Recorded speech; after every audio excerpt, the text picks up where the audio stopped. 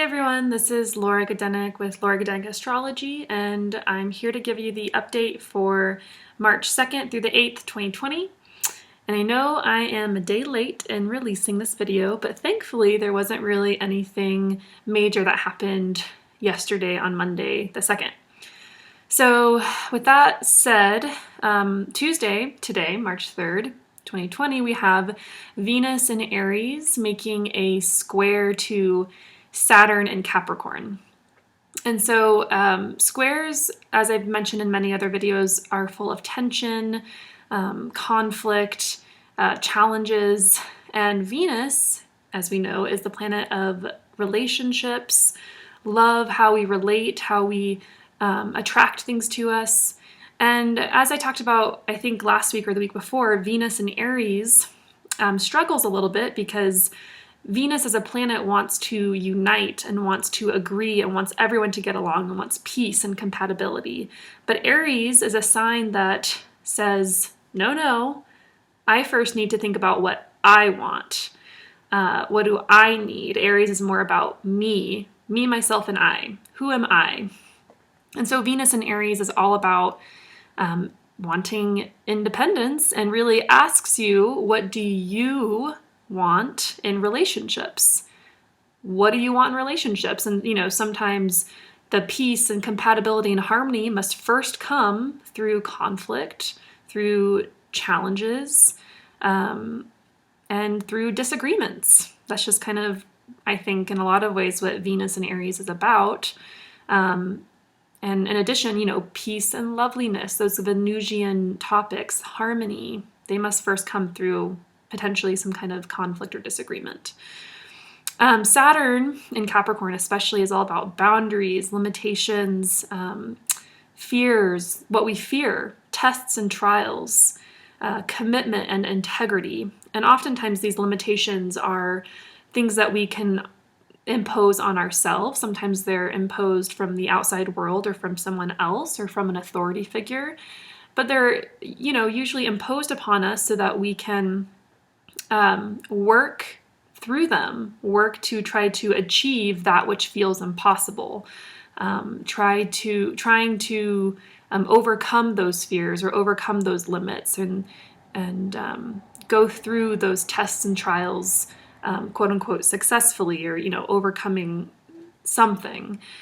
And often Saturn can be experienced as a block, or especially with Venus in Aries. Aries is a sign that wants to charge ahead, move forward, get things done, wants to do things like this, and kind of quickly and maybe a little bit impulsively, but very just in the moment. And Saturn is kind of like, whoa, especially Saturn in Capricorn is like, whoa, slow down, stop.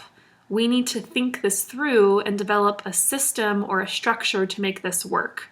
So just in general, Aries and Capricorn energies kind of butt heads a little bit. And so, this might be a story that's been unraveling because, I think it was last week we had Venus in Aries making the square to Pluto in Capricorn. So this is probably still connected to that same story or timeline. So this is a story about something that we want. This is Venus in Aries talking, something that we want in relationships, but maybe there's a sense of duty or obligation that we're bound to. That's Saturn and Capricorn, that's holding us back. Or perhaps we feel limited in some way. So yeah, it's, and it's all about working through this and working with the energies. Planets that are in square to one another have to work it out. They can't part ways, like if there's a opposition between two planets, they're totally opposed to each other. And so usually it's one planet or one energy kind of winning over or one planet walking away and the other one kind of like winning over the situation. But with a square, it's like we have to make this work. And this is going to be challenging, a little bit, conflict filled, potentially tension filled, but we need to work with it. So, it's very much about this like stop and go energy. How do we, move forward and get all of our needs met, like as individuals, Venus and Aries. How do we move forward, Aries, and get all of our individual needs met? Aries, Venus and Aries, so that we can be in harmonious relationships with others, so that we can truly be ourselves and express ourselves to our heart's content and still be in relationship. And, you know, sometimes that means going up against some tests and trials in relationships with others that, you know, might feel like feeling blocked or like, you know, trying to get somewhere but being cut off and figuring out a different route, you know. So, you know, and you've probably been feeling this energy maybe even since the weekend, and you'll probably feel it on Wednesday as well. So it's not like a one-day hit type of thing. It's a process.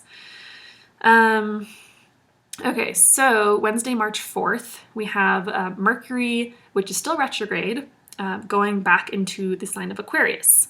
And so, you know, thought processes, Mercury, become much more logical and future-oriented, ideological, and forward-thinking rather than emotional, creative, compassionate. So it's going from Pisces energy back to Aquarian energy. So from emotional, compassionate, creative, like poetry, like, you know, to these are the facts and, you know, this is my vision for an ideal world. And, you know, Aquarius is a much more structured, logical, future-oriented sign. I mean, Pisces is also a little bit future-oriented, but it's much more ooey gooey, emotional. Let's talk about our feelings. Let me communicate through music and poetry and art rather than through my words. That's Mercury in Pisces. So anyway, so the last time that Mercury was in these degrees of Aquarius was around February 2nd and 3rd. And that's when Mercury was at 28, 29 degrees of Aquarius. So think back to that time, because astrology is all about timing. It's a calendar. It's about stories unfolding in our lives. So think back to that time, and there might be a wrap up of a similar or the same story or theme kind of finishing up. Maybe coming to a conclusion, gaining more clarity, making a decision, gathering more information, all of these things. And so Mercury will stay in Aquarius until March 17th, and then it'll station direct, meaning Mercury will start moving forward again in the zodiac on March 10th. But in general, Mercury will still be in Aquarius through the 17th. So we'll get a little bit less of that. You know, Mercury and Pisces can have maybe a little bit of trouble with clarity and really need to express or communicate via those other modalities I mentioned. Art, poetry, music, anything but words. I mean, obviously poetry's words, but you know what I mean. So, you know, those like communication issues or things or themes might just be easier in Aquarius than it has been in Pisces.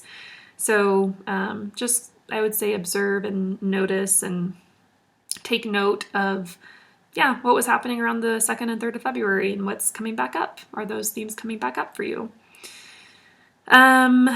Okay, so I think that's all I wanted to say about Mercury.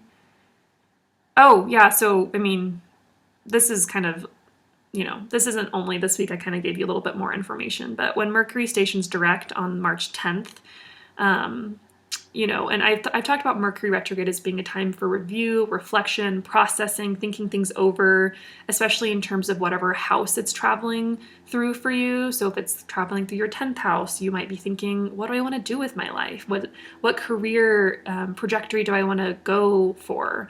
If it's happening in your 7th house, do I still want to be in this relationship? Or what's not working for me, or what's not working for us, and what can we do together to solve this problem? Or, you know, how can we enliven our relationship? Anyway, all of this review and processing is happening in whatever house that Mercury is traveling through right now.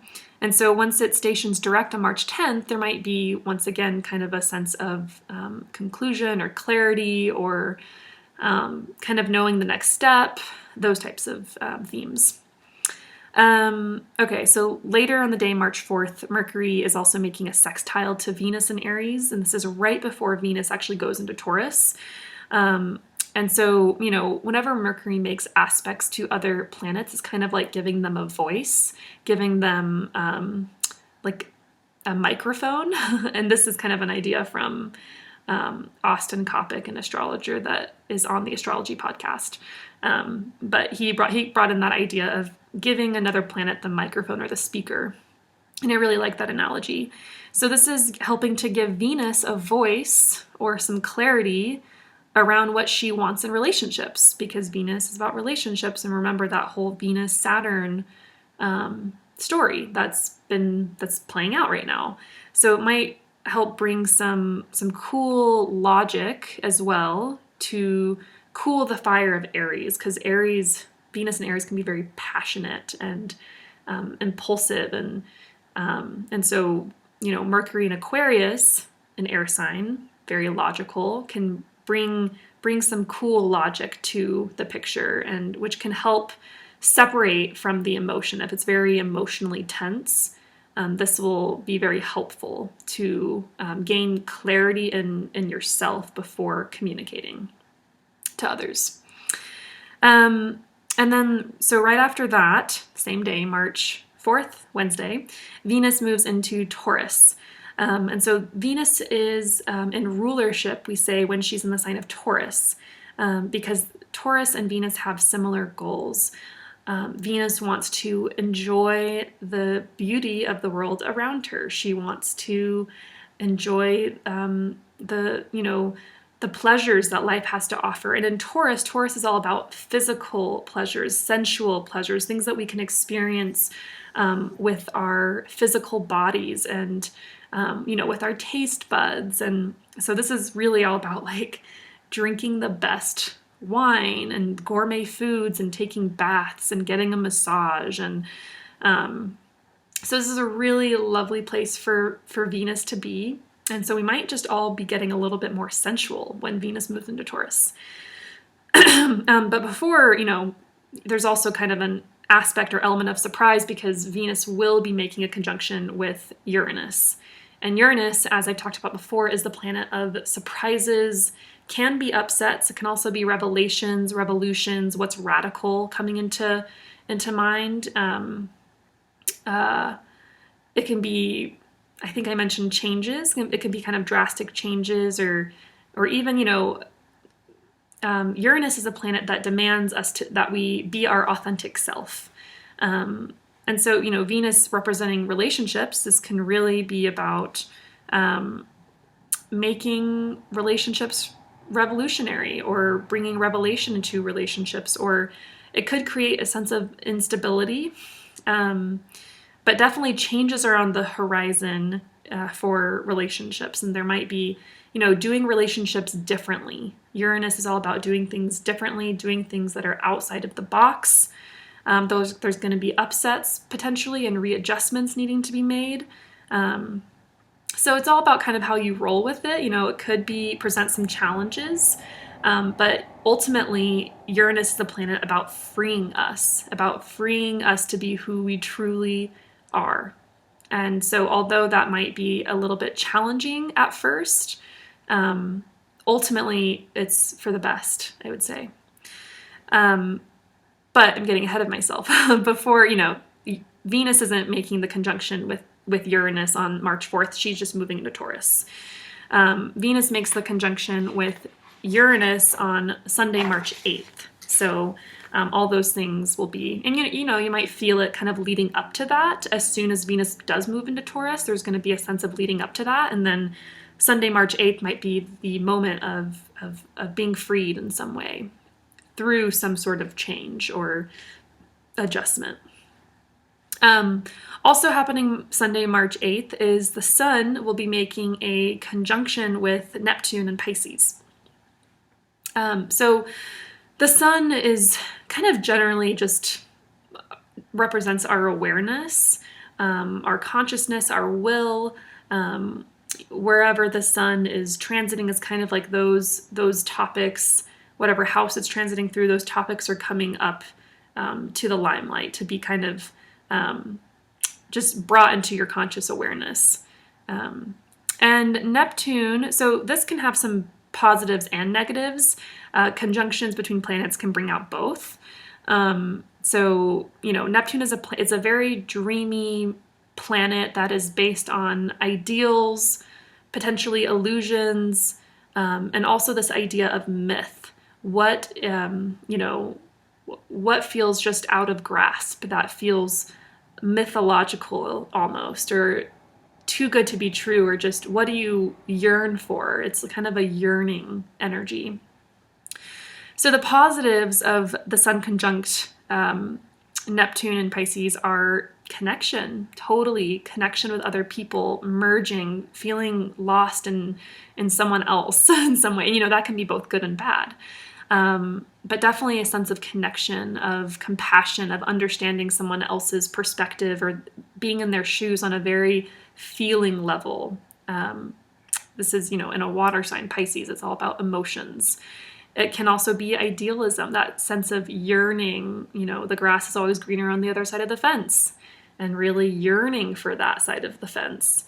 So there's this sense of idealism, and idealism can both spur us forward in pursuit of our goals and what we envision for the world, but it can also blindside us to not be present in today and right here, right now, and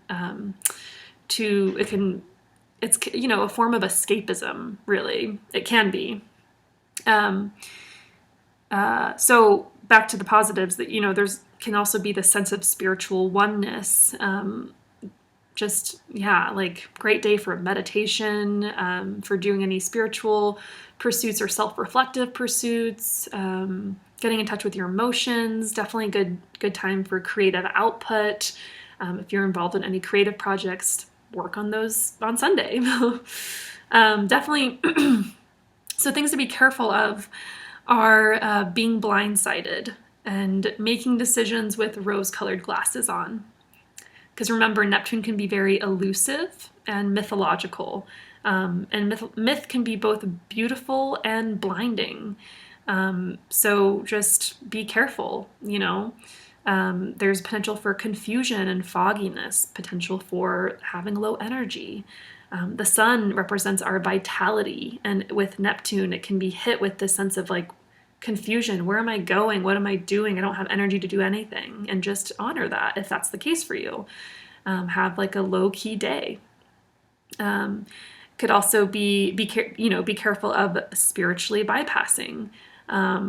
Be careful of making decisions and of, that idealism that I mentioned before that can have both positives and negatives. So yeah, it's a big week. There's a lot happening, and in general, March is a big month. There's a lot happening later on in the month with Saturn moving into the sign of Aquarius towards the end of the month and being there for 3 months before moving back into Capricorn.